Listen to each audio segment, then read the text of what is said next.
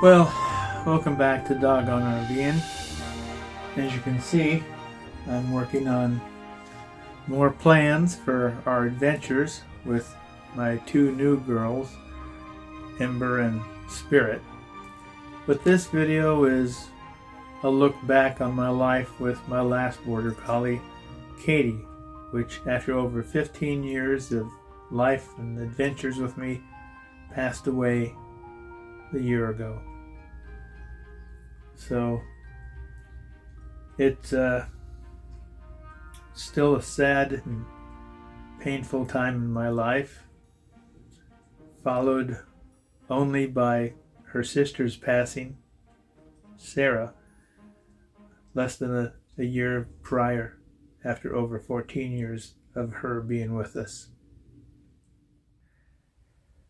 So let me tell you about Katie and I. I got Katie from a breeder in a farm here in Washington State when she was 9 or 10 weeks old. I brought her home and made her quite at home. And even though I was working at times 7 days a week or multiple weeks long, 8 to 10 hours a day, I made sure she was comfortable and happy at home.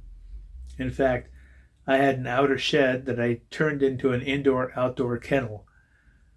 Just as good as if I'd paid $50 a day at some kennel in town.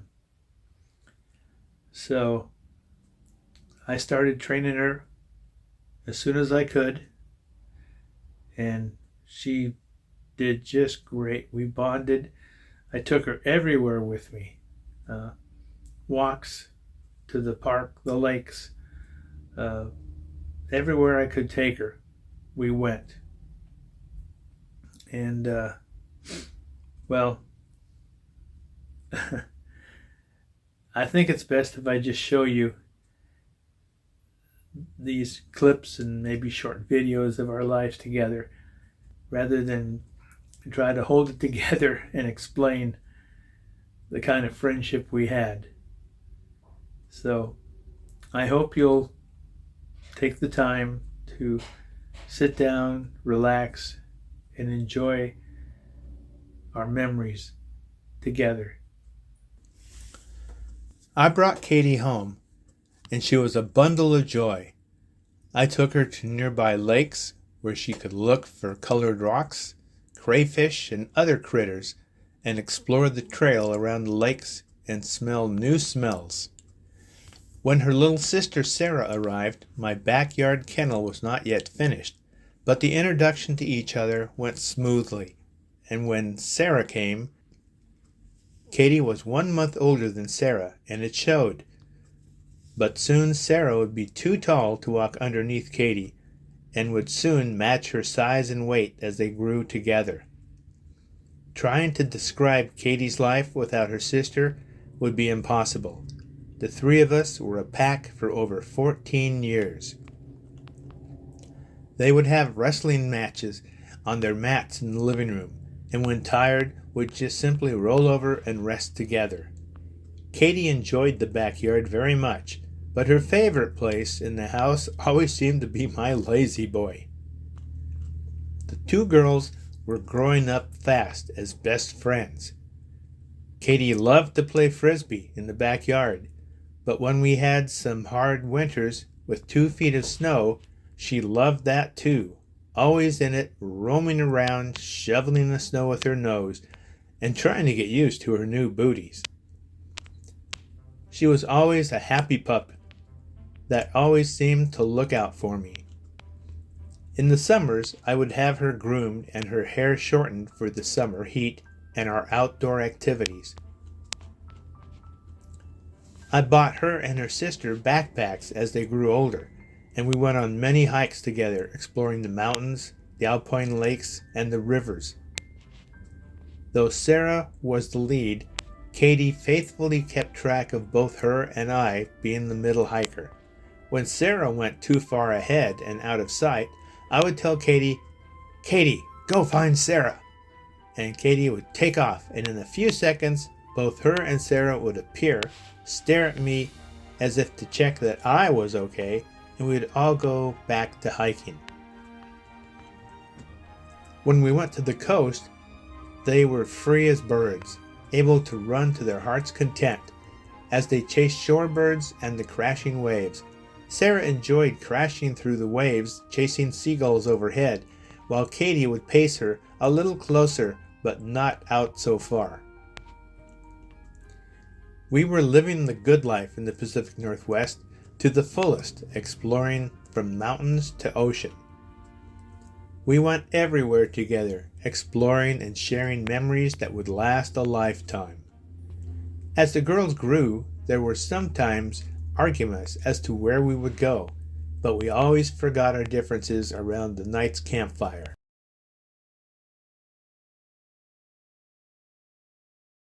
But our favorite getaways were hikes in the nearby mountain ranges that we went to often. There were also many rivers to explore and hike along. Still, life at home was pleasant, with all three of us growing into a solid pack. Then, when the girls were about 8 years old, I retired and bought a Class B RV, and a whole new life of adventure and discovery opened up for the three of us. The girls took to RV life like a duck to water. It was great. With Kate always riding shotgun and Sarah laying in between the front two seats, we began new travels for the next several years. I then decided to start my own YouTube channel. I designed the logo for our YouTube channel and came up with a humorous membership card to hand out to promote our fledgling site. But Katie and her sister and I continued to roam the Pacific Northwest and the Southwest, looking for adventures and memories, boondocking in interesting and beautiful locations. As we traveled in the RV, we learned a new sleeping arrangement that eventually worked out for all of us to sleep well at night on our journeys. We were a team of 3 and a close-knit group. The girls were always on the watch, protecting our home and wheels, and of course me. They could play until they went back into the RV and collapsed on the rear couch for a nap. They saw and heard everything long before I did. We even met celebrities on our journeys. Katie and her sister and I roamed the wide open West, enjoying the openness and the feeling of real freedom. We were enjoying life as it was meant to be enjoyed. Then Katie, while at home in between our trips, while after playing frisbee for the afternoon and going to sleep in the evening, woke up whimpering hours later. She had had an attack of a phantom disease known as canine vestibular disease or old dog's disease. I did my best to comfort her, thinking she was having a stroke, her eyes darting back and forth like a cartoon character that had been hit in the head. I called my vet and took her in ASAP as an emergency, but this was during the COVID lunacy, and they, the vet, seemed to be more worried about themselves getting ill than saving the life of my pet. I went home, pulled out my 3 volumes of veterinarian medicine, and looked up the disease and learned even more. Thank God, Kate's attack was tough, but it was not serious. Katie, however, would have 2 more sudden attacks over the next year and a half, taking 5 weeks to recover from each attack to where she could function. The first one left her head cockeyed at an angle, a telltale sign of this disease. However, the second attack miraculously straightened her head back to normal. Each attack, though, left her hindquarters weaker and weaker, and hiking and running were no longer an activity we could enjoy. After her third attack, near 15 years of age, I knew that her time was coming to a close. The thought of losing her after over 15 years was heartbreaking, since I lost her sister, Sarah, within a year earlier after 14 years with her. With her passing, I for many months afterwards noted her sleeping face in my bedroom like I did with Sarah as a memory of a deeply loved pet. I had her cremated and placed her box on my hearth next to her sister's to have them always near me. It is sad to think that such good, kind spirits in life have such short spans when we have so many scumbags that live far too long in society today.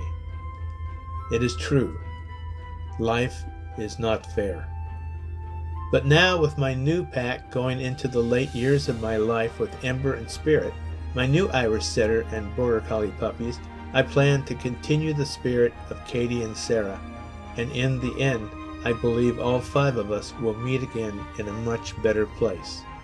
So, please give us a thumbs up, and if you like this channel, please subscribe.